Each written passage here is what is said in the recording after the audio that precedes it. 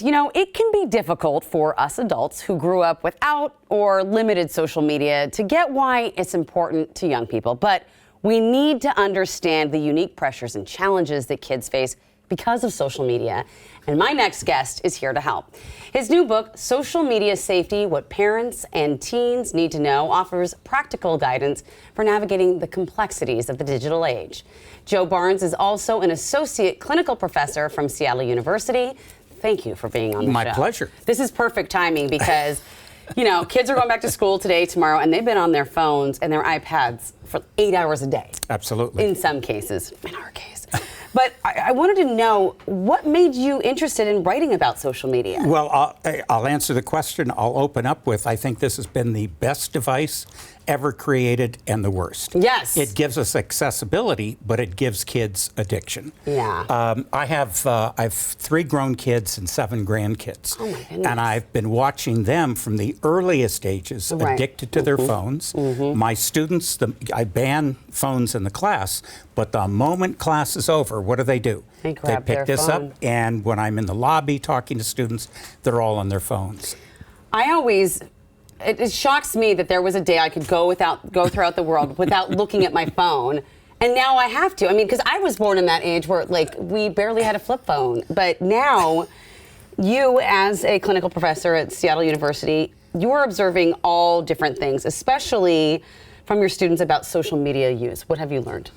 It's tough. I think the average teen is spending, as you said, 8 hours a day. 50% of kids feel like they're addicted. Girls 12 to 17, after being on social media, 70% of them feel less good about themselves. And 59% have been harassed or bullied online, which has led to some suicides worldwide. That was what was happening, I think, when Facebook first started, and my little sister was that age. You know, this is mid-2000s, and it was terrifying. No checks and balances on this stuff. Right. So you spoke to teens about what they thought their parents didn't know about social media use.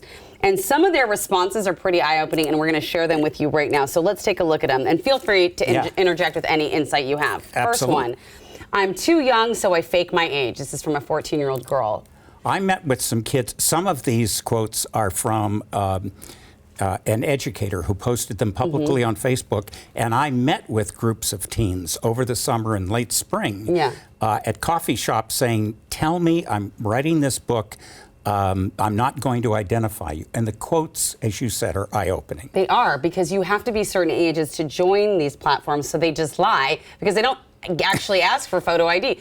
This one hit me because I found out my daughter did this the other day. My mother thinks I'm in bed reading when, in fact, they're on their device. Absolutely. They'll hide under the covers. Or they'll put the phone in the book and the mother walks in the room, thinks the kid is reading, and they're not. They're on their phone.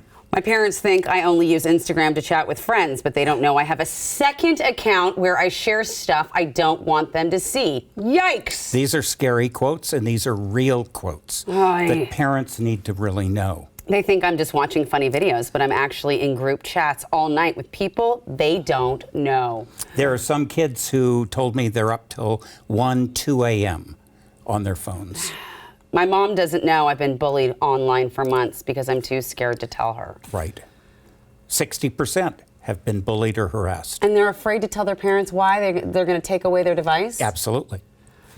Absolutely. My parents don't know about my social media what they don't know about my social media is that I'm on like till 2 a.m. every day. Yikes. And these kids need 12 hours of sleep. I can delete my sent messages. Oh, that's terrifying. I tell them there's no such thing as delete. Yeah, there is no such thing as delete. And then my parents don't really understand what happens online, so they don't know how to help. Okay. I tell parents, you know, when you sit down with your child, just say, what would your grandmother think of your post or your text message?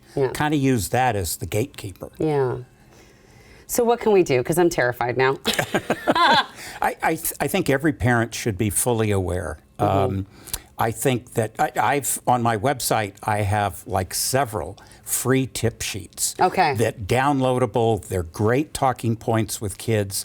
I think the other part is that I've also created a 90-minute presentation for parent-teacher organizations and community groups. It's not a book pitch. It's an eye-opener about what parents need to be aware of and help give them talking points with their kids. So you go to different schools. So the PTA, can they reach out to you and say, Absolutely. Joseph, please come to our school? Definitely. Oh, that's really important. Really important. I mean, we're going to, of course, have you on there. What else can schools do? I think schools need to start some kind of class or sessions or workshops for teens because they don't know the risks.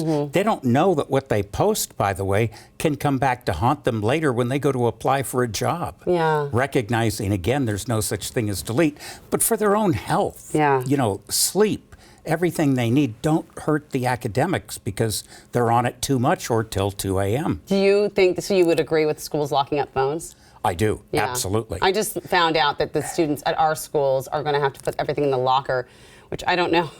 I don't know, but we'll see. You know, I think the other point is how many times do we go to a restaurant and you see the kids on the phone, But their parents. Parents. I know. You know, we have to set a good example. Yeah, we got to model that good behavior.